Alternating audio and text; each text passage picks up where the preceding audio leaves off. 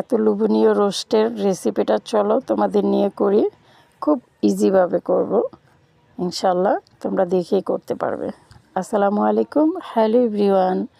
তো এই জন্য আমি এখানে একটু লবণ দিয়ে এখানে আমি 8 পিস রোস্ট নিছি, সেটাকে একটু হালকা ভাজা করে নিব। তো আমি আরেকটা কাজ করতে করতে একটু ভাজা হয়ে গেছে, তোমরা একটু কম ভেজে নিও, কেননা রোস্টের যে মুরগিটা সেটা একটু কম ভাজাই ভালো, তাহলে জুসি ভাবটা থাকে। তো আমি এখানে আরেকটা কড়াই বসিয়ে দিয়ে সেটার মধ্যে পরিমাণ মতো পেঁয়াজ দিয়ে 2 টুকরা দারচিনি, 3 টুকরা এলাচ দিয়ে এখানে একটু ভাজা ভাজা করে নিতেছি। নিয়ে এখানে আমি একটা মশলা তৈরি করে রাখছি রোস্টের জন্য।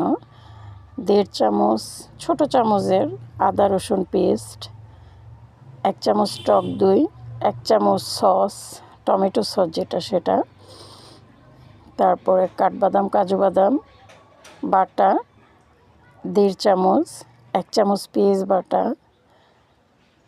তো এগুলো দিয়ে রোস্টের যে রেডিমেড মশলাটা পাওয়া যায় সেখান থেকে আমি 1 চামচ পরিমাণে দিছি।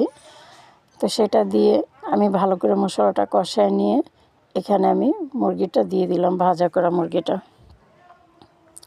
তো এখানে আমি খুব বেশি পানি দিব না, এই মশলার উপরে কষাবো, তো অল্প একটু পানি আমি দিয়ে দিব। অল্প একটু পানি দিয়ে কাঁচামরিচ দিয়ে দিলাম ওপরে। ফাইনাল লুকটা যে এত সুন্দর হয়েছে তোমরা তো প্রথমেই দেখতে পারলা। তো আমি বরাবরই বলি, খাবার যেরকমই হোক, খাবারটা যদি একটু সুন্দর করে পরিবেশন করা যায় সে খাবারের স্বাদ দ্বিগুণ বেড়ে যায়। তো ভালো থেকো সবাই। আপুর ভিডিওগুলো একটু লাইক কমেন্ট শেয়ার করে দিও। দেখো ফাইনাল লুকটা।